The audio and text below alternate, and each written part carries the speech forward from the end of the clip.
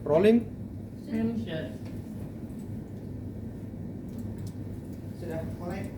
Oke, baik Bapak Ibu, kita bisa mulai pelatihan hari ini. Bisa. Oke, kita mulai ya pelatihan pada hari ini. Oke, baik. Bismillahirrahmanirrahim. Assalamualaikum warahmatullahi wabarakatuh. Waalaikumsalam warahmatullahi wabarakatuh. Kayaknya ini lemes ya karena habis makan siang ya. Nah, ini antara ngantuk sama kekenyangan. Dan ngantuk itu bisa mengakibatkan menular ya. Nah, satu menguap maka yang lain juga akan tertular menguap ya. Kita harus lebih semangat lagi ya. Kita ulang. Assalamualaikum warahmatullahi wabarakatuh. Waalaikumsalam warahmatullahi wabarakatuh. Alhamdulillahirabbil alamin. Kita akan mulai untuk pelatihan hari ini ya. Sebelum kita memulai pelatihan hari ini ya, kita mulai dulu dengan membaca doa ya, agar pelatihan kita dari awal sampai akhir itu bisa berjalan dengan lancar ya.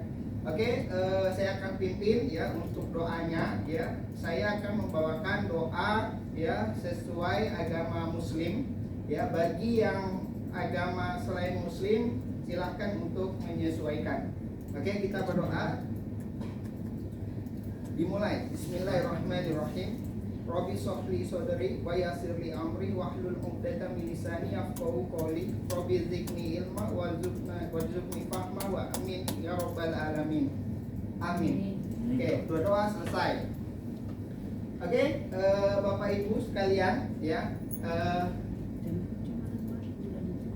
Ya. Oke. Ya. Nah, di sini ada slide ya, yang saya tampilkan, di mana ini merupakan motivasi untuk saya sebenarnya, tapi ini bisa digunakan oleh Bapak Ibu sekalian. Ya. Motivasi itu your life is your choice. Ya. Apa artinya? Ada yang tahu? Hidupmu adalah pilihanmu. Ya. Jadi ada opportunity. Ya. Ada pilihan-pilihan. Ya, dan pilihan ini ya tentunya sudah Bapak Ibu tahu ya. Maka kesempatan-kesempatan yang ada, maka Bapak Ibu harus siap dengan resiko yang ada ya. Karena apa?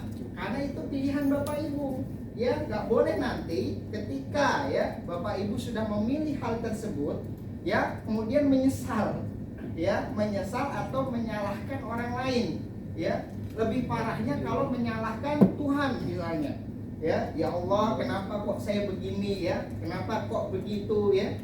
Itu karena pilihan Bapak Ibu sendiri sebenarnya ya. Makanya kenapa ya setiap hal ya yang kita ambil ya itu menjadi sebuah pelajaran. Dan kemarin ya sudah disampaikan bahwa oleh guru saya, dia namanya Pak Iwan ya.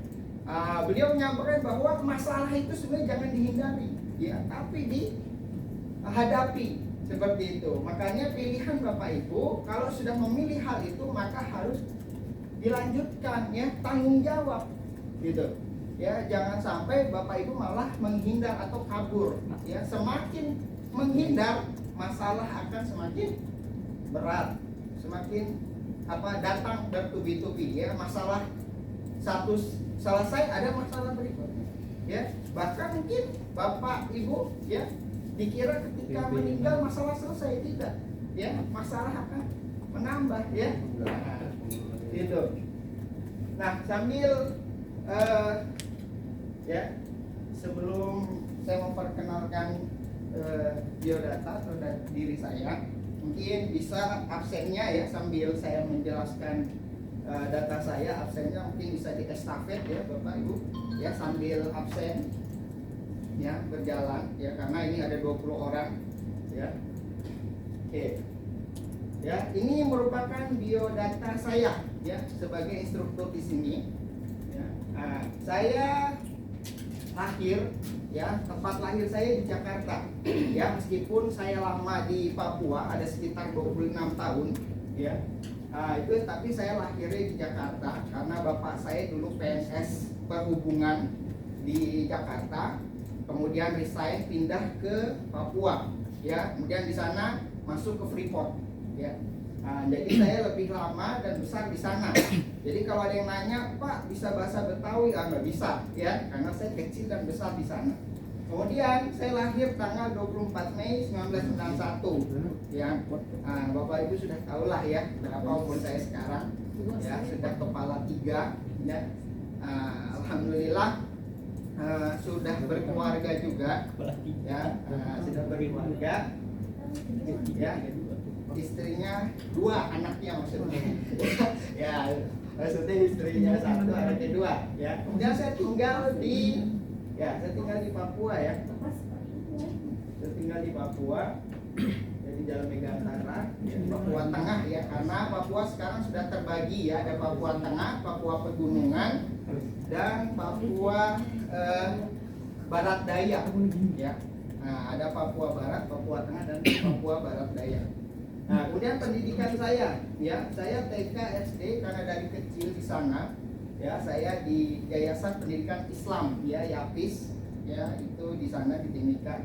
Kemudian SMP saya juga di sana, ya, di Timika, SMP Negeri 2. Kemudian SMA-nya saya lanjut, ya, ke Banten, ya. Jadi saya pernah ke Banten, ke Anyar, ya, dekat pantai sana, namanya Nurul Fikri Boarding School. Mungkin Bapak Ibu pernah dengar, ya, sebuah pondok modern di Banten. Kemudian kuliah saya lanjut di Unikom Bandung, ya. Di sini mungkin ada orang Bandung, Bapak Ibu. Ada orang Bandung di sini? Kan ada. Nah, ya, saya kuliah di Bandung, di kotanya, namanya Unikom, Universitas Komputer Indonesia. Ya, tapi saya nggak ngambil jurusan komputer, ya, tapi saya mau ngambil jurusan manajemen ekonomi, ya.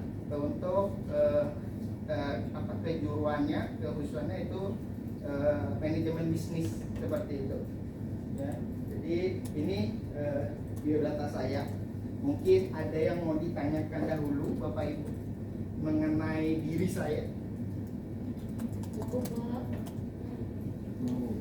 Coba. Ya, benar nih, nggak nyesel nih. Nggak nyesel, ya. Oke, baik, ya. Absen sudah? Masih keliling? Oke, baik. Kita lanjut. Putra.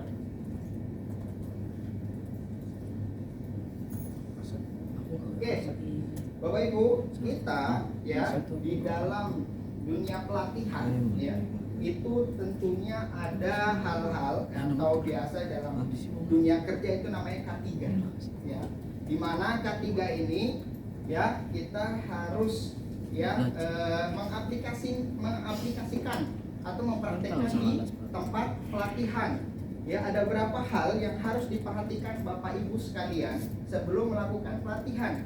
Yang pertama, ya, pastikan kursi dan meja itu dirancang dengan baik, kemudian duduk Bapak Ibu dikondisikan, ya, senyaman mungkin. Ya, meskipun ini nyamannya jangan terlalu nyaman, ya, karena kalau sudah nyaman, Pak, ya, nggak mau ditinggal, ya.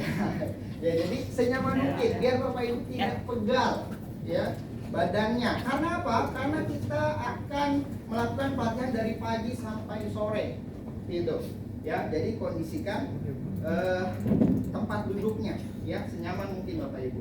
Kemudian pencahayaan, ya, kalau, ya, pencahayaan itu penting, apalagi di BRK Teknologi Informasi dan Komunikasi, di mana pencahayaan itu harus cukup, ya, karena Bapak Ibu sudah tahu, apalagi Bapak Ibu kalau sering di depan laptop atau komputer, itu mata sering perih, ya.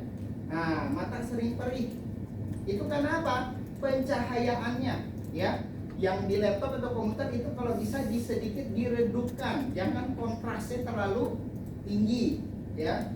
Kemudian cahaya lampu, ya, itu harus terang, Bapak Ibu, ya, harus terang, nggak boleh redup sebenarnya, ya. Karena apa? Karena kalau redup itu mata gampang sakit, ya. Dan Bapak Ibu kalau perlu diketahui bahwa kalau misalnya sudah terlalu lama nih di depan komputer atau laptop, itu Bapak Ibu kalau matanya sudah perih, segera cari yang warna hijau untuk menetralkan kembali mata kita, gitu. Ya, misalnya ini, ya, hijau tapi kurang hijau. Nah, itu bisa menetralkan mata kita yang perih. Jadi kalau mata Bapak Ibu sudah perih, sudah nggak enak, cari yang warna-warna hijau. Ya, seperti itu. Kemudian setiap 1 jam sekali Bapak Ibu ya harus berdiri ya. Karena kita di pelatihan komputer ini tuh duduk terus kerjaannya.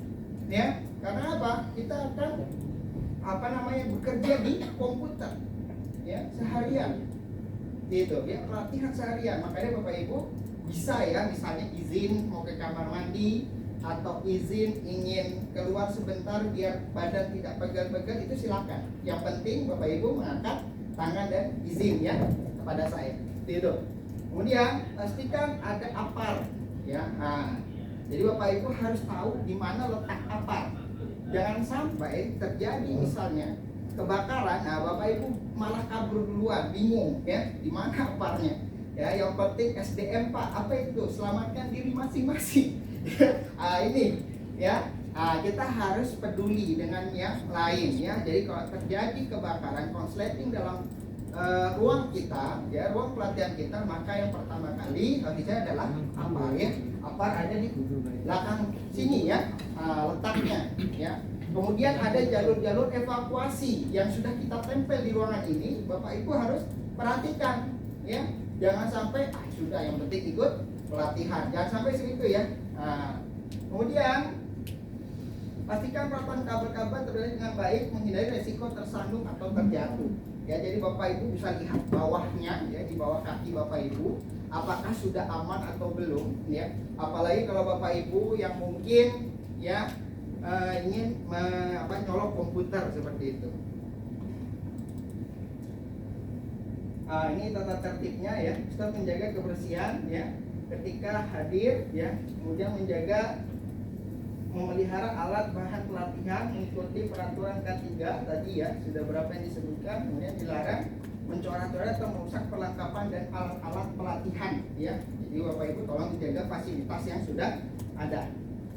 Oke baik, kita ya di BLK ini kita akan belajar tentang media sosial.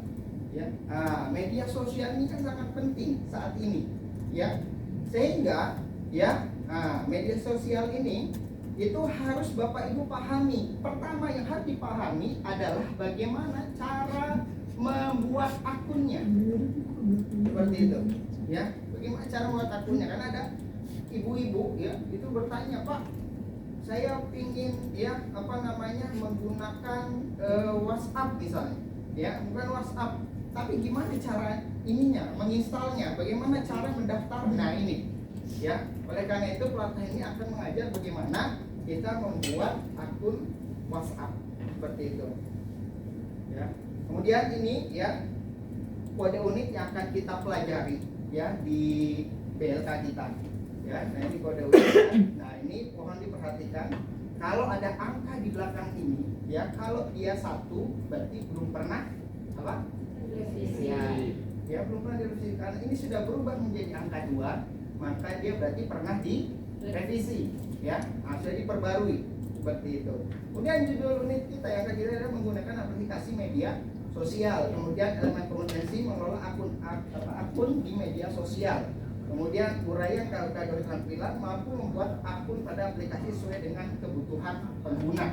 Ya Bapak Ibu, ini adalah para pengguna media sosial, maka harus tahu bagaimana cara membuat akunnya terlebih dahulu. Nggak bisa langsung pakai, ya, nggak bisa instan, ya. Ada berapa tahap? Nah, ini dengan kebutuhan pengguna. Ya, kita akan belajar di BLK ini. Nah, setelah selesai mengikuti pelatihan ini, peserta dapat apa? Yaitu menjelaskan membuat akun aplikasi sesuai dengan kebutuhan pengguna. Ya, nah, ini ya. Bisa membuat akun ya. Ada ibu-ibu, emak-emak ya, bapak-bapak ya, yang udah zaman-zaman dulu tuh nggak paham bagaimana membuat WhatsApp. Rata-rata yang bikinin siapa? Cucunya ya, cucunya anak yang bikin WhatsApp. Dan orang tua bisa bilang, nak bikinin nak ya, bagaimana ibu bisa WhatsApp misalnya ya. Ibu juga mau selfie misalnya ya. Nah ini harus dilatih memang ya, seperti itu. setelah selesai mengikuti pelatihan ini, ya, yaitu peserta mampu membuat akun pada sesuai dengan kebutuhan pengguna. Ya, jadi Bapak Ibu ya bisa membuat akun WhatsApp ya, gitu. Nah, kemudian ya itu tadi ya fungsi pengertian dan fungsi WhatsApp. Ya, WhatsApp ya itu pengguna bisa mengirim teks ya, suara, media gambar, video, ya, foto dan dokumen ya secara gratis. Yang penting satu, terkonek internet ya, itu. Nah, cara buat akun yang pertama, daftar akun WhatsApp ya. Nah, langkah-langkahnya ya, daftar akun WhatsApp. Yang pertama itu harus punya nomor telepon dulu, Bapak Ibu. Ya, kalau tidak punya nomor telepon ya nggak bisa. Ya, jadi harus punya nomor telepon. Agar apa? Nanti lewat nomor telepon itu akan dikirim oleh WhatsApp itu nomor verifikasi. Ya, biasanya 4 digit. Ya, nah, kemudian ya install ulang. Jadi kalau WhatsApp ada gangguan atau error, ya, ada HP, ya, dia error, maka kita bisa belajar bagaimana menginstal ulang kembali WhatsApp. Ya, itu. Kemudian mengaktifkan keamanan 2 langkah. Jadi tidak lewat HP. Nanti ketika Bapak Ibu mau masuk ke WhatsApp itu ada perlindungan kedua ya sebelum masuk ke WhatsApp-nya. Jadi 2 kali perlindungan ya. Keamanan 2 langkah ya di sini dimaksudnya. Ya, di sini Bapak Ibu juga akan diajarkan seperti itu. Kemudian apa? Mengubah foto profil ya. Nah, ini sangat mudah ya. Sangat mudah, tinggal nanti Bapak Ibu masuk ke setting, kemudian ke akunnya, di situ bisa Bapak Ibu ada tulisan di situ bisa merubah foto, ya, merubah foto, gitu. Nah, kesimpulannya, sebelum ini, ya mungkin ada yang mau ditanyakan, sebelumnya, ada yang kurang jelas. Kalau tidak ditanya, saya yang bertanya. Ya, ini kesimpulannya. Ya, gimana? Oke, kalau lupa kata sandi itu ada langkah-langkahnya juga. Ya, ada langkah-langkahnya. Nanti bisa melalui via email. Ya, email. Nanti email akan membantu langkah-langkah bagaimana memulihkan kembali WhatsApp yang bermasalah. Seperti itu. Ya. Oke, ada lagi mau ditanyakan? Ya ada. Oke, ya jadi ini kesimpulannya ya. Setelah selesai mengikuti pelatihan mampu menggunakan akun aplikasi media sosial pada aplikasi WhatsApp dan sesuai standar Meta Platform ya. Nah, ini ada soal. Silakan Bapak Ibu jawab di kertas atau bukunya masing-masing. Ya, dikerjakan ya ini soalnya. Ya, yang setelah tadi saya sudah jelaskan, silakan Bapak Ibu untuk mengerjakan. Silakan ya. Saya kasih waktu ya 3 menit ya. Oke, ini ada soal PG ya. Ada soal PG ya. Nanti saya bagikan. Silakan Bapak Ibu untuk mengisi ya. Mengisi soal-soal PG yang sudah saya bagikan ini ya.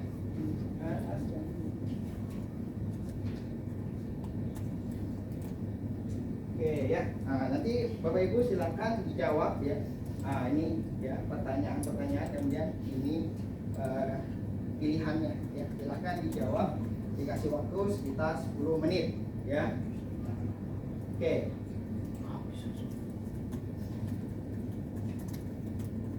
Ini tugas tambahan ya. Silakan ya. Bagaimana cara langkah melihat jaring sosial? Ini silakan Bapak Ibu nanti ya.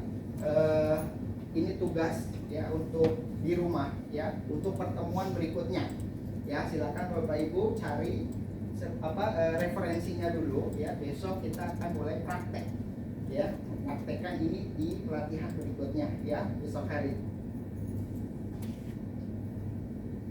Oke, itu ya. Mungkin ada yang mau ditanyakan terlebih dahulu. Ada yang ditanyakan?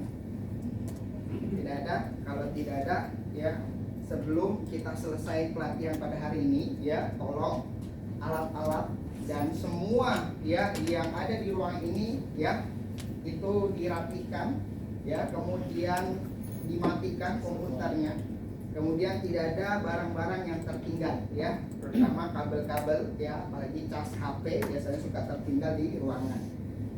Oke, kalau tidak ada lagi kita cukupkan, kita berdoa ya. Oke.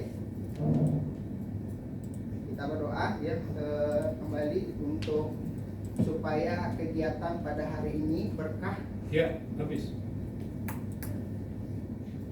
Diam di situ. Ulang dari awal itu slide-nya, buka.